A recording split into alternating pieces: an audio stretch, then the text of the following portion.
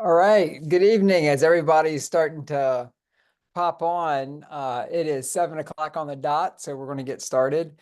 Thanks for being here for this Arts Connect Tuesday. We're going to talk a little bit about neighborhoods and a neighborhood strategy that's underway. And and let's see here. Let me take care of this. Hello? Who? Oh, hello. All right. And there it goes. Okay, now I can decline that. Okay, I'm back. Um, and so we've got a neighborhood strategy that's underway. And before we do that, we want to do a little celebrating of things that are coming up, things that have been happening, all kinds of good things. So let me start with Ashley, since Ashley's camera's on. Hello? Hey, What do you want to know? well, I want to know what you're working on. What's exciting? I think there's something coming up. Yes. So, and you guys are absolutely all invited to this. And my connection is a little unstable. So, if you lose me, that's why. But I have been at work on an Arts Connect Neighbors project for a while now, alongside Anna Morales. Gets a huge shout out because she's been working super, super hard lately on it. But we're working with the Old Southwest community on a project called Our Green Spaces, Our Stories. It's a totally community-led, kind of a literary and arts journal, celebrating their neighborhood green spaces, including the Day Avenue Pocket Park. But not exclusively just that. And we just got our big box of books. And we're very excited about that. And we're going to have our community kickoff on the 21st at the Alexander Gish House at 6 p.m. So you guys are all invited. We'll have some readers and some food and lots of artists milling about. So yeah, it'll be fun. Local literary love of place. We love it. Yeah. Thanks for all you've been doing on that. Let's check in with oh, she disappeared. I was going to ask Molly Kernan, but we won't ask Molly. We'll ask Joy. Joy, what's one thing you've been working on lately? Or something that you're excited about? Excuse me, I'm eating popcorn, my snack. I am excited about, we did the story circle training last weekend and I loved it. And I'm really excited to use it in different applications. And one of those applications is this week I'm hosting a renters meeting right here at the Gish House. And I'm hoping to do a story circle as a way of getting people to share their stories and figuring out what we have in common and what people can do about the housing crisis. But yeah, we'll see. We'll see what happens. Excellent. And the story circles that we started with a small group of the artists in residence, and we're going to expand that on December 7th. Watch your inbox. You'll all get an invitation. We're going to have a much larger story circle session with neighbors and artists and partners, and we'll be getting word out about that tonight and tomorrow morning. You'll get that invitation coming in. And then Molly Kernan, what are you excited about? I'm excited. I'm going to talk to Becky at the Belmont Library about coming up with some kind of a community art project for the winter months. So I'm real excited about that. Great. Yeah. And of course, winter is a great time to, do an indoor art project. And also, some of those indoor art projects we find lead to springtime and summertime outdoor art projects. So you never know where that inspiration is going to come. And Molly, what'd you do recently? I took advantage of the free wall in Riverdale and put up a big old whale on there. And I had some help doing it, and it was wonderful. Excellent. Yeah, it's beautiful. Thank you. And Rachel Ann, speaking of walls, what's been going on with you? Hey, we just had our mural dedication over at the West End last Thursday. It was really great. There were so many people. It was really nice to have the community there and put a nice bow on the project. And now it's like officially done. So I'm moving on to a few other things, some like private client type things that I actually had a meeting today with this woman. I'm working on some like interior stuff for her, and she actually just tacked on. It was originally just supposed to be like a mural in the bedroom, and then it turned into like this whole interior design type thing. And today we met and she tacked on one more thing to it. So I'm excited to get into that. So yeah. Great, thanks. And I got to see Bebe at work recently. And Baby, what's happening with you? Taking a nice break. The Halloween show was a good hurrah to the end of a busy season for me. So I'm taking a good few weeks of a break before heading into holiday season, where I'm gonna be gigging again for almost every weekend in December again. So Excellent. yeah, So thanks for coming to the show. yeah, well, I enjoyed it a lot, and you should enjoy taking this deep breath in between. Definitely. Much needed. Great.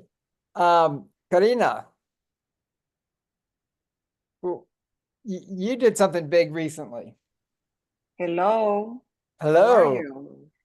Nice to see you. Let me put my camera on. Can you see me? Hello, everyone. Hello. Hi. So I'm here. And you did something big recently. What'd you do? I'm just trying to catch a little bit more about art in residence projects. I'm still shadow joy on some projects, so hopefully I will be ready to do it by myself soon. And yeah, I'm like Vivi. I'm on a break, on an artist break. I mean, on my personal projects, and yeah, not too much to talk about today. Well, you had just coordinated a lot of Katrina's ball. I know Oh yeah. I know I know that went really well. Oh yeah, that was a hit about a couple of weeks ago. And yes, I'm still excited about that. It was a great chance, an invitation from the Taubman Museum of Art to Latinas Network, and an invitation from Latinas Network to me. So yeah, I had the chance to be there and to showcase some of my art wall and project made with mache paper, a Katrina made of mache paper. And yes, it was a great opportunity to me to being there. I'm so happy for that. Great. Yeah. And Brian similarly worked with Carillion Clinic on their event Oh on the same weekend. I just heard from Brian. He's headed to a computer now, so he'll be joining us soon.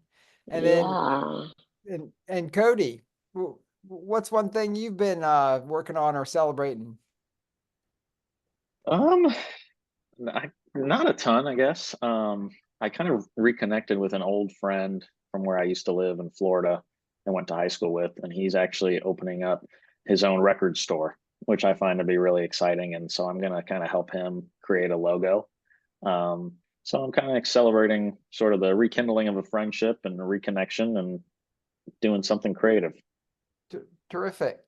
Nakia, thanks for joining us tonight. I don't know if you can hear us or not, or maybe you're on mute. And I know Nakia is a jewelry maker and Hi, sorry. oh, hey. Yeah, I was on mute on accident. I'm sorry. Well, thank you for joining us tonight. No problem. Thank you for having me. I would turn my camera on, but I am in the middle of doing my hair, so I look kind of wild. Oh yeah. Well, I didn't stop that didn't stop me apparently. Okay. Well, thanks for being here. You don't have to have your camera on. And then Thank you. yeah. And Corey, what's one thing you're excited about? So I'm still working on finishing up a new t-shirt design for Radio Free Roanoke, but I've got it's not super easy to see with the lighting in here. But does anybody know the band Southern Culture on the Skids? Well, this is Dave Hartman from Southern Culture on the Skids, and this is going to be a birthday present for him in January because I did a painting for someone else and they just happened to know him. So they were like, hey, could you paint Dave for his birthday? And I said, sure. And I'm going to build a frame for it and get that all put together and sent away in the mail pretty soon. All right. That's great. And then, yeah. And Robin Mitchell, recently we took a tour of the greater Melrose Plaza area. Do you have any takeaways from that? It was a great experience. Hi, everybody. It was a great experience. I posted about it in the aftermath, and I had so many people that were like, "Why didn't you tell me you need to do this again? When are you going to do this again?" So we're not doing it in the winter months because I am a hibernator. I'm a hibernator. So, but I think, in the spring, I would love to get that going again, and maybe do another round of walking. But I'm excited to see where we can go from here, just with further community engagement. I'm looking forward to our visit to Melrose Towers next week. I'm looking forward to the grand opening of the market on Melrose tomorrow. And yeah, that's what I'm working on. Excellent. I'm going to share my little secret that I learned last year. It took me 56 years to learn this, but that if I keep my ears warm, I am so much warmer. So even if I don't like hats, I've started wearing the ear bands and running like very first thing in the morning, and I love it. And it's like super cold out, and but as long as your ears are warm, everything else is fine. See, all's the only good in the thing world. about me, my legs, when my legs get cold, it's like I'm done. You can count me out for the rest of the day. I'm going back inside. So, but I know Got it. as you move them, as you move them, it kind Yeah, of, but yeah. And then Amy McGinnis, what's one thing you're celebrating or that you've been working on? Well, I got to help Molly paint on her fabulous free wall mural. I got to do some of the stars, and that was a very, very happy thing for me to be doing last week in community and creating. And I'm also excited to be working with Sunny and some other Southeast residents putting together the photo collective walk called Picture This over at Riverdale. And that's this Sunday. So those are two things that I'm excited about. And that's Sunday, and what time's that going to be? 3 p.m. We're meeting at the big tent at Riverdale. There's information on socials about it. Right. For anyone who wants to join.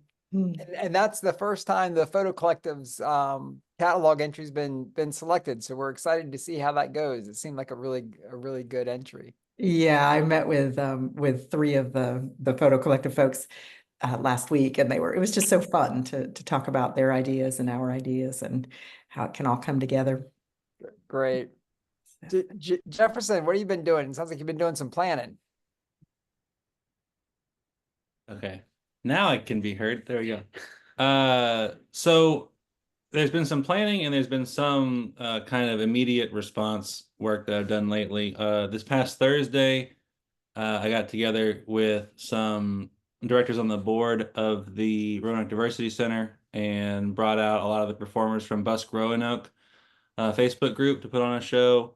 And I think some of the performers are the idea was to bring out, in particular, people from minority communities that might be questioning the results of last Tuesday and what that means for them, just to come out and have a good time. And then to raise, I personally donated my hat from my street show to the Roanoke Diversity Center, raising just north of $500 for them in that show. So just some immediate action. That's generous. Thank you. And then for my own neighborhood, we just came from the Mountain View West End neighborhood association meeting. where I handed out a stack of the Arts Connect Neighbors catalogs to the entire neighborhood association, planning to put on an event in January where hopefully we'll book 3, 4, 5 of the programs there, because there is a budget apparently the neighborhood association has to put on other things. So maybe a longer, maybe a couple of blocks shut down street festival. So we'll be doing. I'm aiming at a weekend in mid-January because the Roanoke weather doesn't tend to dive until last weekend of January, early February, and it just stays bad until April. So hopefully we can get on the end of that and then bring that back as a regular series involving Arts Connect Neighbors throughout 2025. So I'd like to do. Terrific. Thank you. We really appreciate you doing that. I know it's, I know, and that neighborhood seems to be picking up some steam as well. Well, I'm glad you say that, because the actual impetus and purpose of the meeting was that I guess we're potentially losing that Freedom First branch. So we were all getting together to sign a "Please don't close down the branch" letter. So that was the reason for that. But then I also made it a "let's do this event in January" thing on top of that. Gotcha. Yeah. Good deal. Let's see, Catherine Devine, what's one thing you've worked on recently or celebrating? Hold on. Can you hear me? Mhm. Oh, cool. Yeah, well, I think it seems like forever ago, but we did have our 3rd annual Ginkgo Tree Festival, November 2nd. And that was just a very well received and just a great mix of art, music, and movement, which just seems like a perfect combination. Next year, we hope to include food, and then we'll have a hit every base. But it was very fun and really, everything worked out. The ginkgo tree leaves fell on the day of the event, and it's just a light-hearted experience together in a public place. Great. I stopped by and I enjoyed Yeah. it. Love getting my ginkgo flower. Yes. Natalia, what's inspired you lately? Oh goodness. I'm sort of catching my breath in between some, social engagements, home stuff, art stuff. But frankly, the Story Circles event was really meaningful. I walked into it really not knowing what to expect, obviously with an open mind and, keen interest on what was going to happen that day. But it was really wonderful. I left feeling like I could probably be good friends with everybody in that group, given enough time spent with them. So it was really wonderful. Excellent. I just love that comment. That's beautiful. And that's the point of Story Circles, is really just to get people in a group together and very intentionally listen to each other in ways that we don't kind of create space to do often. And wow, what if we got a group of neighbors together and everybody said left with that same comment that Natalia had? Wow, friends with everybody if I had some time to get to know them. That would be nice. Yeah, that's what we're aiming for. And Jane, what's one thing you're working on? So I spent today first at the Virginia Room and then at Gainsborough Library for a total of about 6 hours, just going noodling, as you say, through their files on various subjects. And I just thought, what a great day, and what a great library system we have. I mean, wow. Every one of those folks is just so good. But anyways, I found out all kinds of great little nuggets of information and felt prepared to go into the Borough Day planning meeting with some exciting ideas about feminism. And I'll just share this thing with you. I found in an obscure article that Dr. Isaac Burrell had a horse that he made house calls with, and the horse's name was Pillbox. So yeah, that's my exciting news. Oh, the joy of research. That is Right. fantastic. Yeah. You had to have either a chill or a huge smile or a burst of energy internally when you saw that. All of it. And you know how I am. I'm like, oh my God, for the parade, I found a horse named Pillbox. You And- know, I calmed down after that, but anyways, yeah. Great, great. And then Hannah, what's something that's inspired you lately? And she might not, and you might be on mute. We don't hear you if you're talking. Okay, can you hear me now? Yeah, sure can. Yeah. One thing I've been working on or excited about is this is a great time of year actually to sow native wildflowers because a lot of flowers need cold stratification to germinate. So it's like so off topic of what everything else has been speaking, but actually like it's a great time to get into the garden and get some bare soil worked up and spread your seeds for next year. Excellent. And we're all artists, so we're always looking for that metaphor, the analogy. And I think everybody picked up on that. So that was right on track. I don't think that was an aside at all. Yeah. And Jasmine, what are you excited about? Um, I'm having a rough day. I've been working on banners for Jane, so I'm excited about that. We're excited too. I know, and I'm trying to get you some fabric. So I'm working on that now. And then let's see, is that everybody? No, we got one more person, and I intentionally left Mandy for last because we're going to roll right into our some conversation. Mandy, what's something that's inspired you, and then what have you been working on? Oh, I would say I can say one thing for both, and that was my our application to the Mobilizing Main Street cohort. It's exciting. I've been working on it, inspiring, pulling our partners together, our stakeholders. I don't know, it's just picked up so much momentum in the last week or so, that yeah, it's both for me. So the city just submitted an application to the Virginia Main Street program with DHCD for Mobilizing Main Street cohort. And we submitted it for all of the 4 communities in the neighborhood centers plan, as well as the Gainsborough plan. So that's Gainsborough, 11th Street, Melrose, West End, and 9th Street. And so we're just kind of looking at organizing, formalizing, kind of seeing what sparks and what areas, really start to get interested and bring training on how to organize the communities, involving the artists to help advance the neighborhoods through community engagement, heavy community engagement.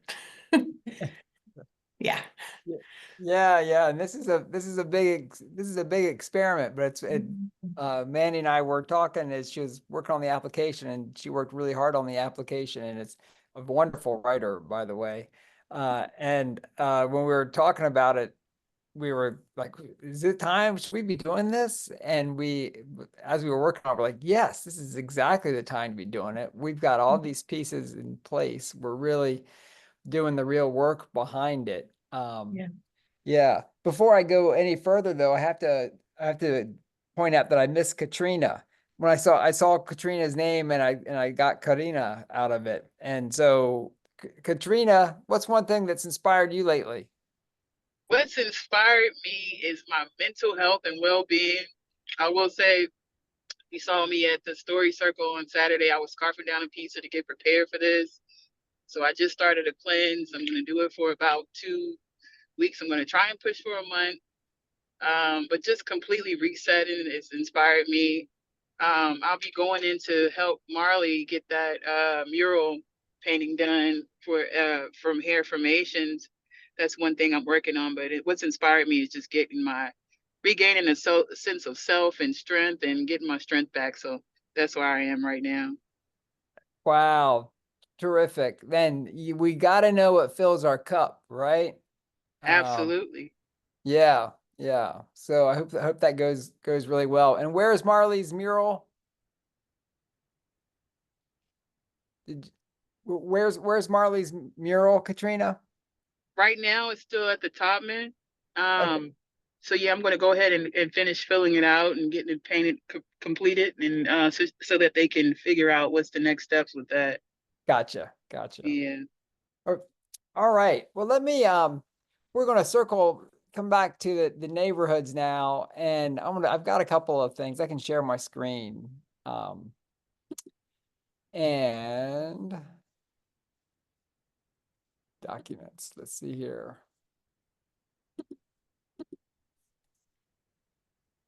Oh, I don't know why it doesn't want to show me my, I guess because I've got it hidden.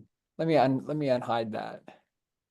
And so the Main Street program that Mandy talked about, I've got one little image, and I want to share that and talk a little bit about that.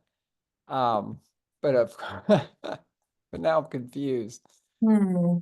Let's see here. And then no comments about my constant state of confusion, you all. You do so much, Doug. Let's see if I get everything back minimized. Let me just stop it's that share button that's messing it up. Okay, let's see here. I had it all ready to go. Here it is. Okay. And then now let's see if it'll, it's this Apple thing that you have to drag two things at one time. Okay. And all right. Yeah. Okay. So drawing back to our kind of emerging neighborhoods plan or strategy, that we've got a document, and it's a vision plan. And the idea of the vision plan, I went back and we had a session on this last year or 2 years ago. And I was listening to it today as I was driving to Virginia Beach and listened to Wayne talking about it. And he said, really, it's something that we can all kind of look at, and it's an invitation to all get on the same page. And it's an invitation to encourage projects that contribute to it, that they might be able to get some community support for it. It's something that we can all do together.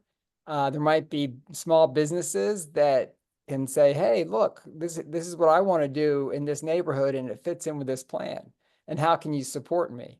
And so there's a lot of good benefit in that. And if nothing else, it lets us think a little bit together. So Mandy mentioned the 5 neighborhoods, and these are the neighborhoods, of course, that we've got the artists in residence aligned with, not coincidentally. These are the 5 neighborhoods that we're thinking about when we're saying, okay, the Daisy Art Parade is a celebration of neighborhoods.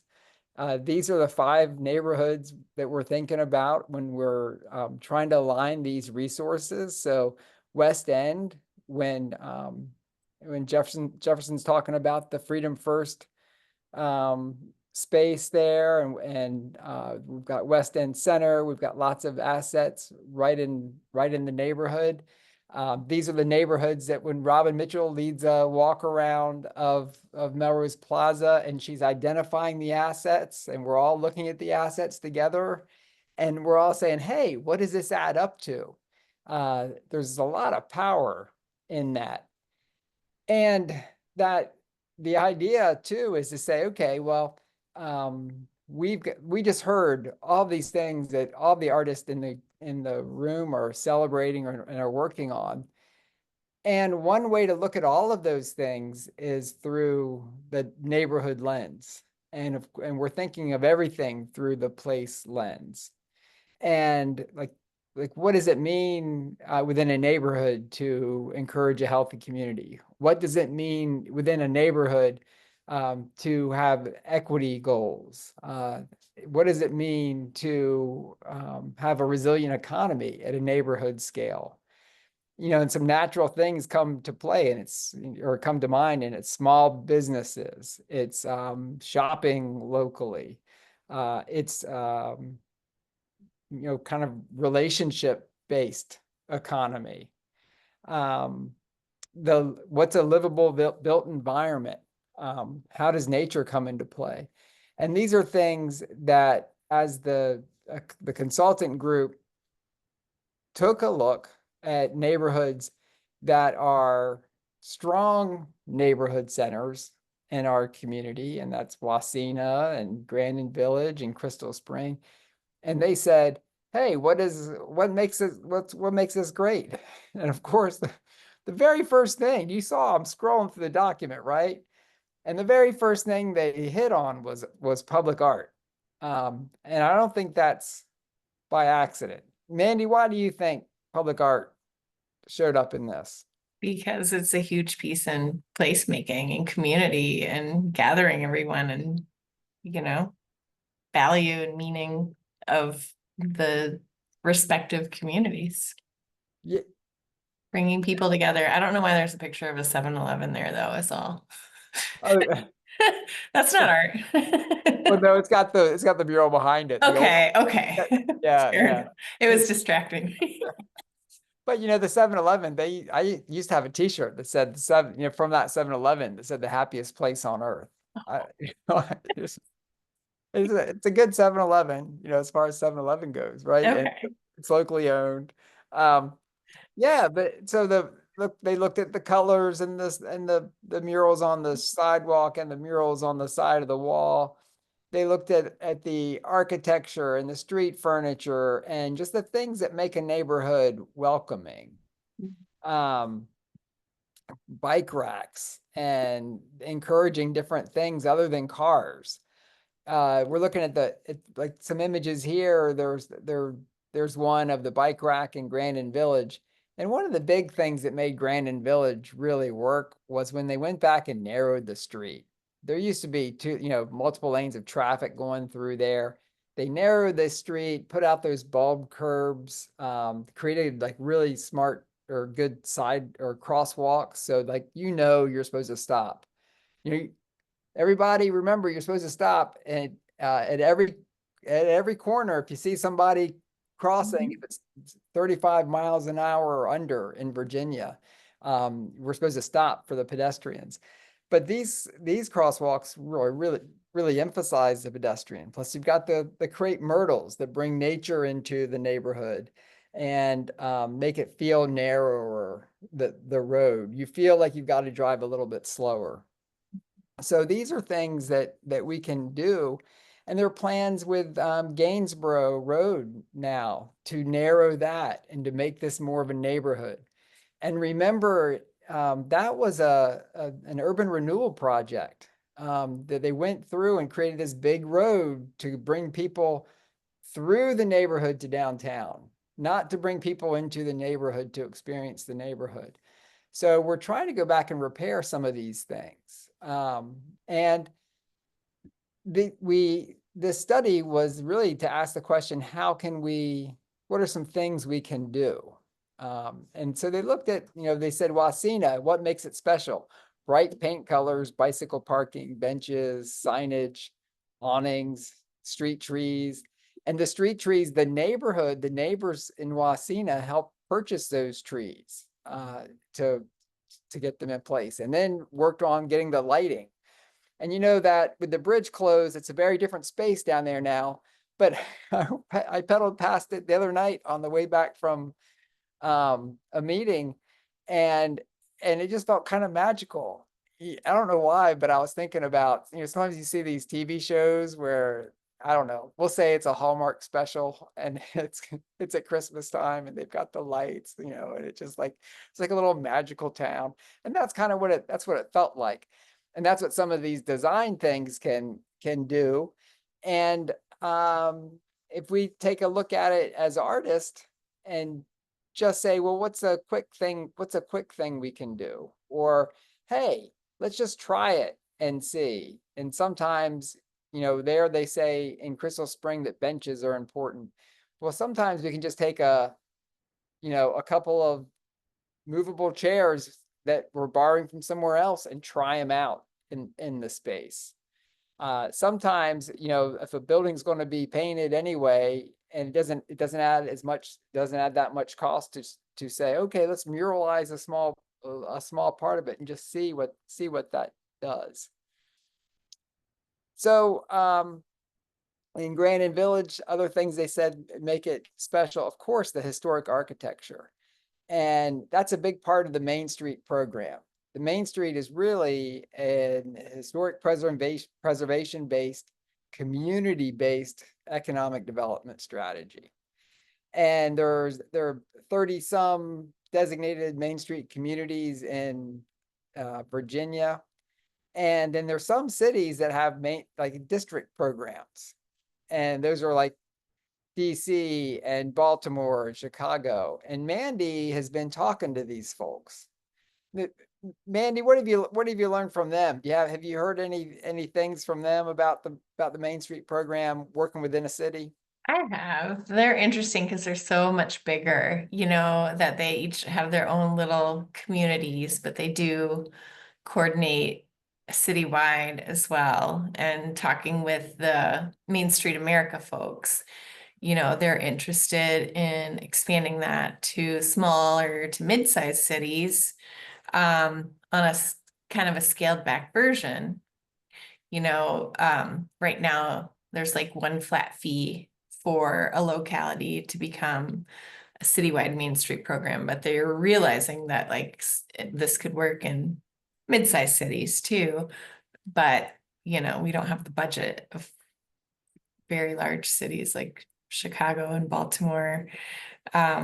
So they're super interested in working with us. So that's why we sort of are working on poising ourselves to kind of move to that, but through the Virginia Main Street program for now, which I'm excited that they're considering that as well, because it's kind of different for Virginia.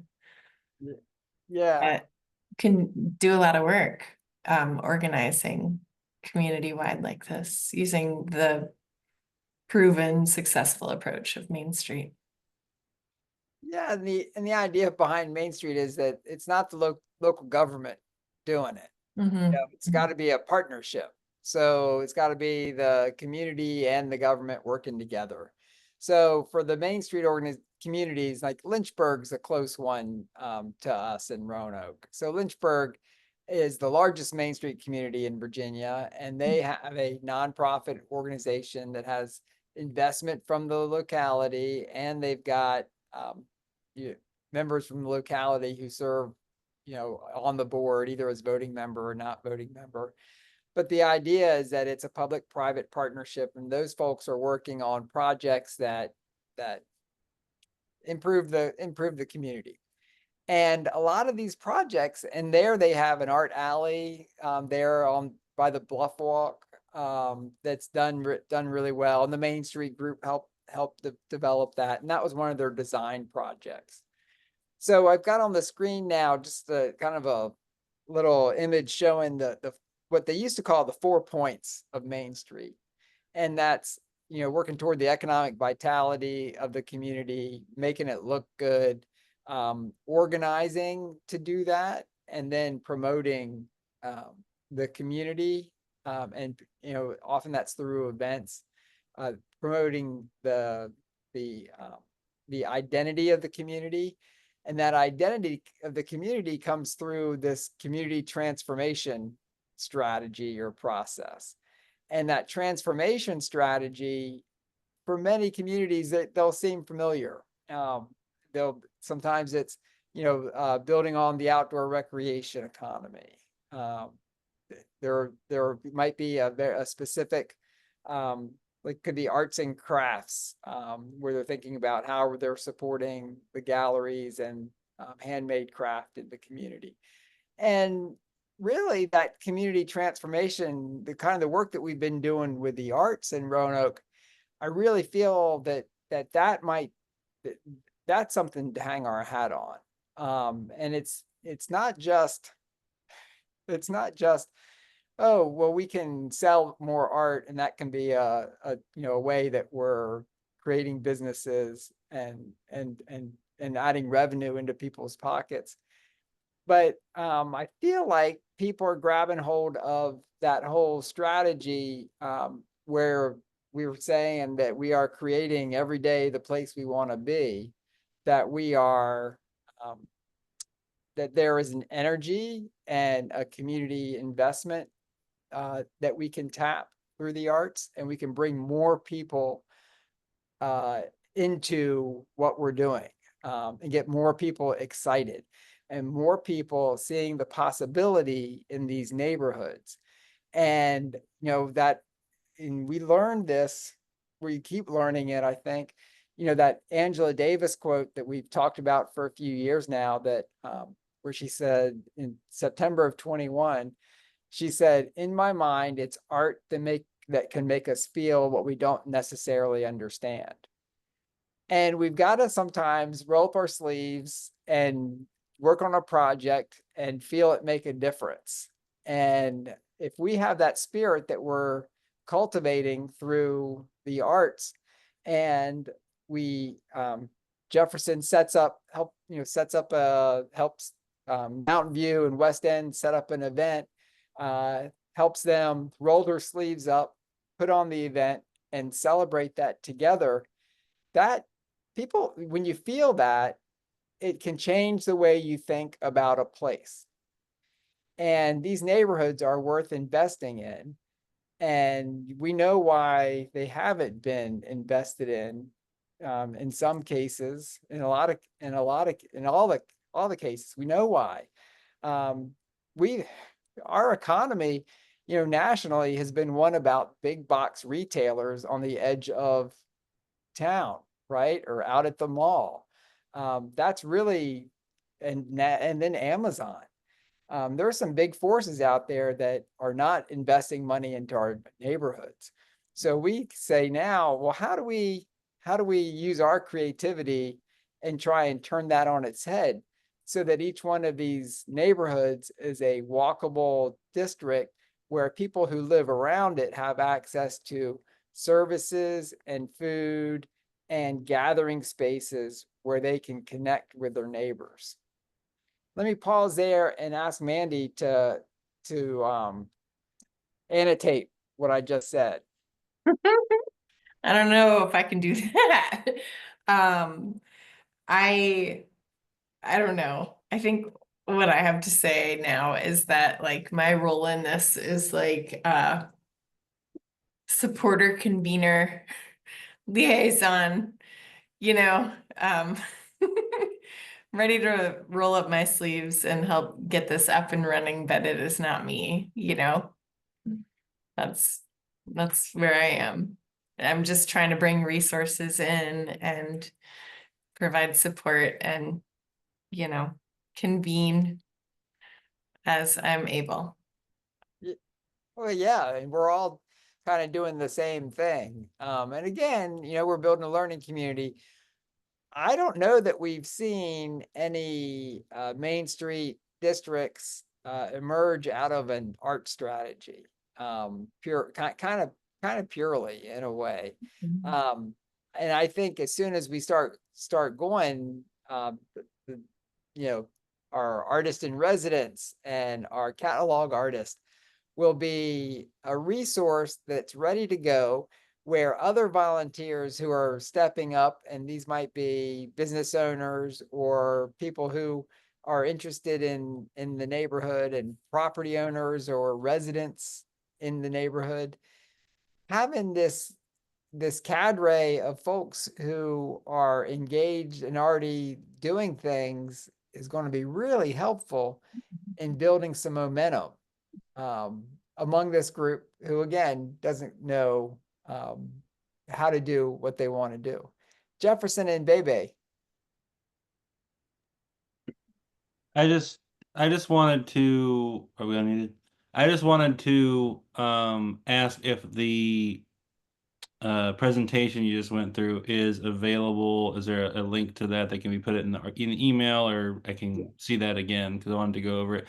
As a street performer, if I hear the phrase walkable neighborhood and don't sink into it like a shark, I've done something wrong. So I just want to look more at how I can contribute to this, if any way.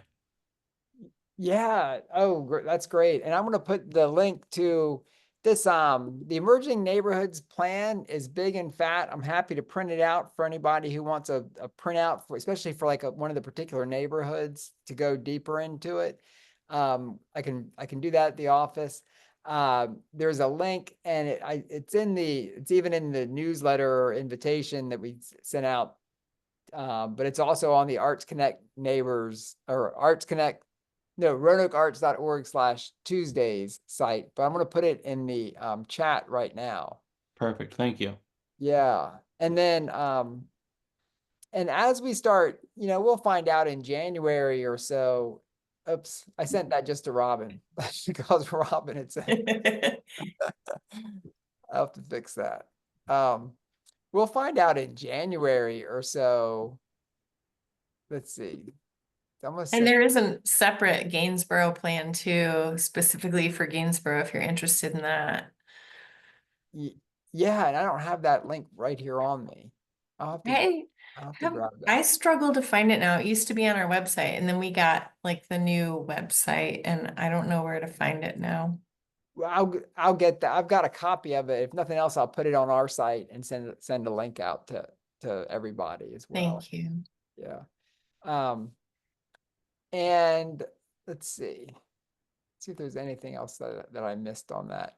So yeah, if we find out in January or so, none of this is really going to change what we're doing. We're organizing the same way, with the artist in residence. Robin's modeled the way and showed us what a tour can look like and feel like. We want to have a tour of each of the neighborhoods where we're walking around. Rachel Ann and walking around and looking at the assets and inventory in the assets. Rachel Ann doesn't even know it, but she's already been instrumental in the West End neighborhood, of course, with the mural project. And the West End Center, which has been there for 45 years and was created by the neighborhood itself, along with a couple of the area churches, in order to respond to the disinvestment that had caused the poverty, crime that was happening in the neighborhood in the late 70s. So the West End Center is going to be an important partner as we're digging into this. And one thing over in the Envision Center at Melrose Plaza, we saw Phoenix and Simone worked with the young people and created the designs that ended up getting used in the street mural. And then you think about, we got West End Center, we've got the Envision Center, and the young people can be a terrific launching point. At 11th Street, we've got the Hope Center. Then if you think about, and we've got the Boys and Girls Club over at Southeast. How are we, we might kind of develop our own kind of toolkit in a way, or our own recipe for working in neighborhoods and young people working on art that's going to be seen in the public space, because that's where we have money for, right? Through the park. It's the only money I have access to is our public art dollars. No reason why we can't rally that. So when Molly's working with young people in the library at Belmont this winter, and she's also thinking about the retaining wall murals that she wants to do on Elm, and then there will be other projects that are coming up, but this that'll be them putting their fingerprint on the neighborhood around them and feeling a part of the neighborhood. And that's got to have some value. Yeah. Okay. Questions or thoughts on the neighborhood strategy as we've kind of muddled around with it there. Joy. I have a question, and this, you might not have an answer for it, but since I do have affordable housing on my mind, it's maybe more of a question for Mandy. Is there a strategy? Are they putting anything into place or being mindful about keeping rents affordable in the neighborhoods that they develop? Because typically what happens is the property values can go up and then people are priced out. So yeah, I was wondering if Yeah, so we are working very closely with the planning department on the development of the neighborhood centers, and they are keeping that top of mind as they explore different development opportunities. And I also I just got a grant for kind of not necessarily specifically the Gainsborough neighborhood, but it happens, most of the footprint happens to be in the Gainsborough neighborhood, where it's city-owned properties within a half a mile of the Amtrak station, and almost all of that happens to be in Gainsborough. But the heavy focus on that is affordable housing. So, and that's like legit affordable housing, not, mixed use stuff. So, I mean, I know the term affordable housing is debatable, but anything we can kind of contribute to the housing market of the city will help kind of level things out in the long run. Mm-hmm. And two, if you look at the areas that we're focused on, so West End had it was the block grant target area prior to Melrose Orange, which was prior to Belmont Fallon. And a big piece of that is, the block grant is investing in homes that are in the area, people who need investment in their homes. A lot of that, and that happens through our nonprofit partners, Restoration Alliance, Habitat for Humanity, and building new homes as well. So those are aspects of that. In 9th Street corridor, there's the Belmont, the Brent Cochran's affordable housing. Belmont Lofts. Belmont Lofts, yeah. So new affordable housing that's going in there on the upper part of 9th Street as part of that. And then of course, down at the other end of 9th Street, the art space effort. And so, yeah, we've got to be doing that hand in hand. But a key piece of this too has got to be if we're doing this right, this is where we really need to get. We've got to have pathways for people who live in the neighborhood to be able to invest in the neighborhood and benefit. So if we do get it, start to raise property values because and becomes a thriving neighborhood, or it's a walkable neighborhood, and people say, oh, I want to live where I can walk to to the store. I want to live that close to amenities. Through the group like the Incremental Development Alliance, and there's a guy we know of, James Settle in town, who's invested in he's used historic tax credits and invested in a couple of properties. So we've got the knowledge in the community. Why can't we find help young people, or it doesn't have to be somebody young, but help somebody who's in the neighborhood, figure out the pathway for them to get access to capital in order to invest in a couple of buildings or a building in their neighborhood. And then that wealth gets built in the neighborhood. And so there are tools and ways we can do that. And I think that's got to be part of this exploration. So we'll go to Hannah and then Robin. Hannah.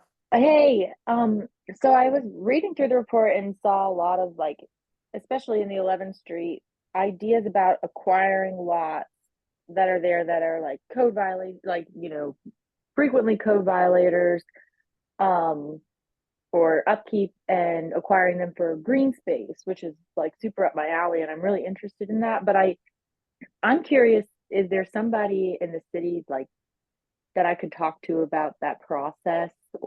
Who, if you have an idea that falls in line with something that's in this report, who do you then go to? That's a great question. And I'll look to Mandy first, and if she doesn't want to take a stab at it, I'll take a stab. I would say talk to Wayne Leftwich Yeah, that's what in the planning department. Yeah, he would be super helpful. And he's kind of spearheading the carrying out of the neighborhood centers plan. So and he's got kind of both the big picture and his ear to the ground. So Yeah. he knows what's happening with code enforcement. He knows what's happening. Excuse me, I just ate a sweet potato. Sorry. I must have drunk enough. Sometimes it gets caught in my throat.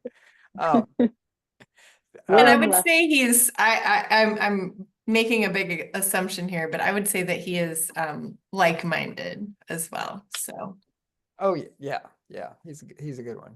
Okay, and Hannah's, and I can connect you with him as well, Hannah, if that's helpful. That would be fantastic. Okay, Yeah. great, we'll do. And then Robin Mitchell. Hey, so beyond the planning department, what other collaborators are likely to be involved as far as like internal or external with the coming together of this? Have like those stakeholders or other collaborators besides like the planning department been identified already? I'll let Mandy take that. So, as far as the entire neighborhood plan and the carrying out of, Robin? Yeah, so like, or even maybe I'm talking about like what are we waiting to hear back from in January? The main street. Main Yeah, Street yeah. thing. Yeah. Oh, okay. So other stakeholders that we've identified, is that what you're? Yeah, and like other collaborators within, like I know you mentioned the planning department. Are there other collaborators that have been identified, like housing department or like I would say other departments, I guess? Yeah, the HUD Community Resources Department, me in Economic Development, and then as well as outside collaborators. We've got Mike Hamler. I'm trying to think of everybody. My brain is so fried right now. Last week, there's so much. Who else do we have, Doug? So James Settle, who I just mentioned. Yes. Karen at the West End Center. And these are folks we've just said, hey, we're interested in exploring this. Yeah. So I would fully imagine that once we got going and if we figure out we get it, we'll get a bunch of folks in the room together and we'll start to create little, and probably through the artist in residence as a convening point, teams in each of those little areas or kind of guiding folks. And we're going to, so in a way, we're going to be doing this anyway, even if we don't hear that we, find out that we got Main Street, because we're already planning on doing, this is what we've been wanting to do and doing through the neighborhood artist in residence strategy as well. And I know it takes time for us to get our bearings and to start to dig in. And the structure might be a nice way to accelerate that as well. Yeah, Natalia. Hey, I just wanted to say to, I guess, you and also Hannah, I would love to partner with you on looking for different ways to get involved in that way, because that is also something that I sort of dream about whenever I pass by. Yeah, the sort of disused lots, and you see things just sort of growing in between, like broken cracks, and nobody's using that space. I would love to be a part of that. Great. I'll connect you to Wayne, and that, when this report went in front of council, they had a good conversation about this as well. And it was interesting because, there are different thoughts about private property and private property in a city and how it's used, especially when it's at the center of a neighborhood. And so, and council there was very supportive of saying, okay, well, this is not the, junky, rusty cars that or whatnot that are just sitting there is not the best use. How do we build a relationship with the property owner and get on the same page? Can we do a transfer of property, an exchange or something? Is there a way that, because maybe that property is not working out for them either. So yeah, there can be conversations around that. It's a really interesting aspect of it. And a lot of times those things are happening because they happen very quietly, right? They don't happen very publicly. Yeah. Right. I had wondered about that. And Bebe and Jefferson.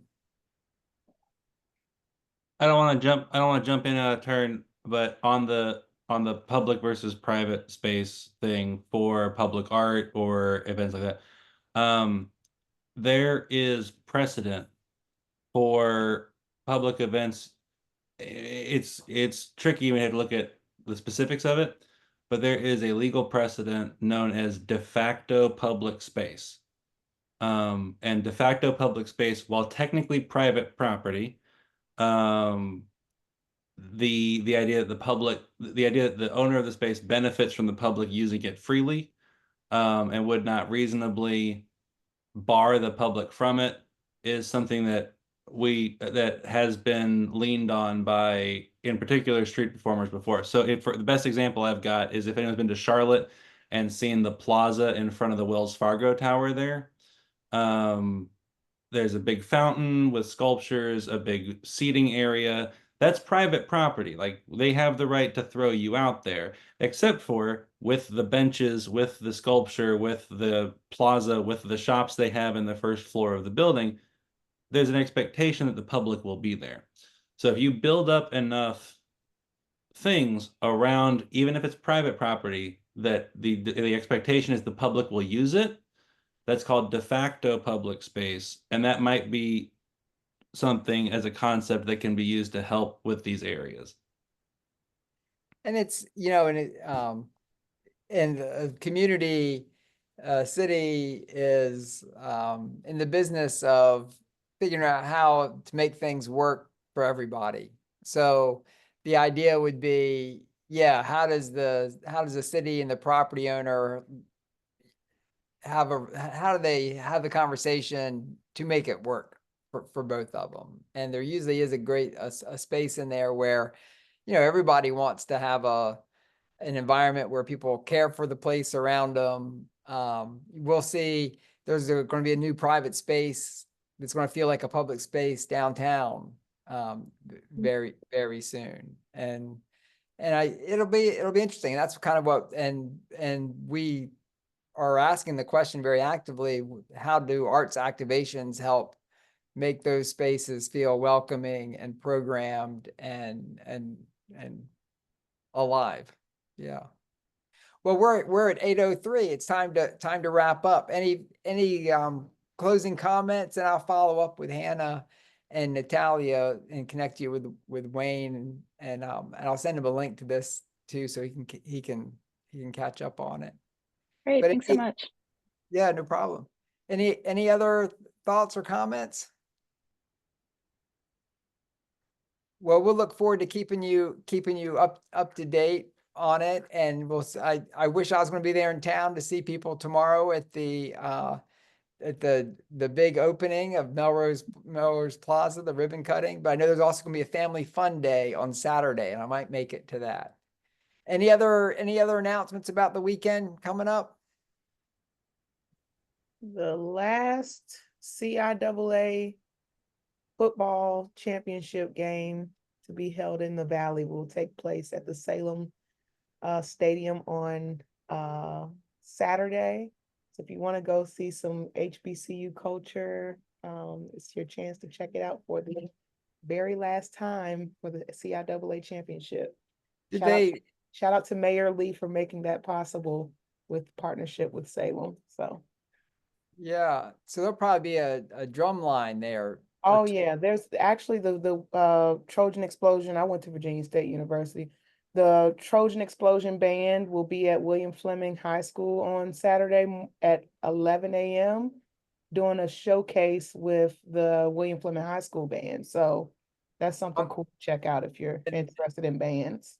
And would that be on the field there? They'll be on the field, yeah, at Fleming. Yeah, 11 a.m. 11 Okay. a.m. Mm-hmm. Okay, that sounds like a plan. Yeah. Anything else? When is the photo collective? Is that something we can just drop into, or do you have to register? You're on mute, Amy. Oh. Thanks, Douglas. 3 p.m. Molly, anybody can come if you want to, show your interest on the Facebook, the event. That's great. But no, anyone can come, and any phones are welcome. You don't have to have any cameras are welcome, including the ones on your phone. You don't have to have like a fancy camera, lenses, all that kind of stuff. Just come on with your eye and your device. Terrific. All right. Going once, going twice. All right, everybody. Have a great night. Thanks for being on. Lovely to Thanks. see you all. Bye. Thank you for what you do for our community. Have a good night. Bye. Thank You too. Bye, everyone. Bye. Bye. everyone. Bye. Night, y'all. Let's see. Stop recording. Okay.